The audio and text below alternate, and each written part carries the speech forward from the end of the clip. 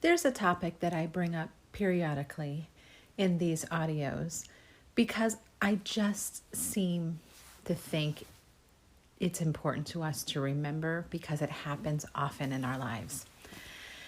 And that's this: the idea of needing to be thanked. As we serve the Lord and give to others, we have a tendency to have a desire to need to be thanked for what we do. Let's go through some things that we as women do in a month. Maybe it's a bridal shower gift, a wedding gift, a baby shower gift. Maybe it's a gift that we take over to our neighbors. Maybe it's something that we do. Maybe we shovel our neighbor's driveway. Maybe we help out our relatives. Possibly we do something for our students at school or in Sunday school. Oftentimes we're giving things to our children, doing things for our children, and of course, our spouse. But the question is this, and I remember Mrs. Marlene Evans teaching this often in college, and I realize why it needs to be taught because we do deal with it a lot. When we do something for others or give something to others, it is not truly a gift unless it has no expectation with it. And as soon as we give something or do something and the waiting begins in our mind for the thank you, the verbal thank you, or maybe the thank you even in a text, or the summum bonum card, thank you card written out, stamped, and put in the mail. I hope you're not waiting around for many of those anymore. But as our society changes, yes, it is true, there is a lot less gratitude. Yes, it is also true that we need to teach those under our influence to keep that gratitude alive and continue to thank people and to write thank you cards. But if you are not thinking about this because you're going to be teaching this to your own children, or possibly to your classroom or to your Sunday school class, those are all important avenues in which we can teach gratitude. But if you are talking, and if I am talking and I'm whining about the fact in general that people just never thank each other anymore, you just never get any thank you cards, never get a thank you for what you do. Well, the only person that is going to bother is you. So if you've given a gift or done something nice and you're just waiting around for that thank you that may never come, or that doesn't come in the time you think it should come, or it's not enough of a thank you. Maybe you gave a $50 gift and all you got was a text, or maybe nothing at all. What if you saw that person the next time you saw them and they did not even mention the nice thing you did for them? Here's what needs to happen. We have to let go of that in our own life for our own sake. If there's anything attached to the gift, such as the expectation of a thank you in return, then it wasn't truly a gift. So here's a little trick and tip that I have tried to do for myself.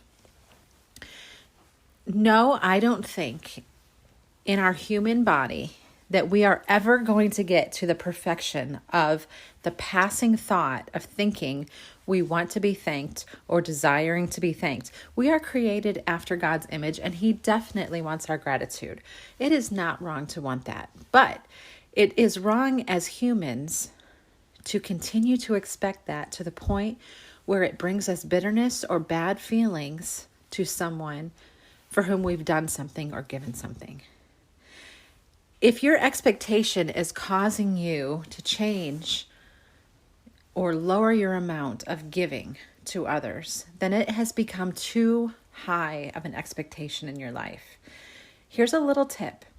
When you get that thought, that person didn't thank me, or they didn't show very much gratitude, immediately take that thought that could start a root of bitterness and tell yourself, that's okay.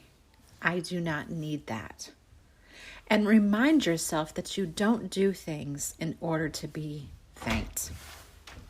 So that's just a tip that I have used for myself, and I really hope that it helps you, because really, if we just sit around with our expectations and they grow and grow and grow, and we are not having them satisfied, we've really missed the point of why we're giving in the first place. I hope this frees you as it frees me to have that little talk that you give to yourself immediately to remind yourself that you don't need it. You know, over the years, I'm just being very transparent. I have had the privilege of being in a position in my church and through the ministries in which I'm involved that we've given many things to many missionaries through the years, and they are such sweet and thoughtful and thankful people. And there have been so many missionaries we've had the joy to do something for, and they do so much for the Lord. But I am thinking there is this one girl that I have given things to through the years and never ever received a thank you from. If I give to everyone in that area, I know I won't hear back from her. Now, I'm just being completely transparent, just as an example to you. What do I do with that? Does that cause me to want to give less to one missionary out of all the missionaries? That'd be so silly. She has given her life and left her home country to go serve the Lord and raise her family in a foreign country. Should it really matter to me that I don't get a personal message back or an affirmation that she received our gifts?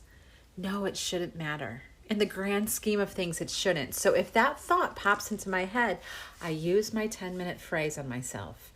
I don't need that. That is not why I'm doing this. Because we give as to the Lord.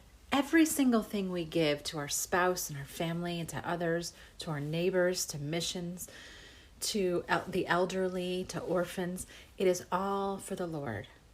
That's just a reminder for you and a reminder for me why we do things, so that we don't have to have such high expectations of receiving that thank you.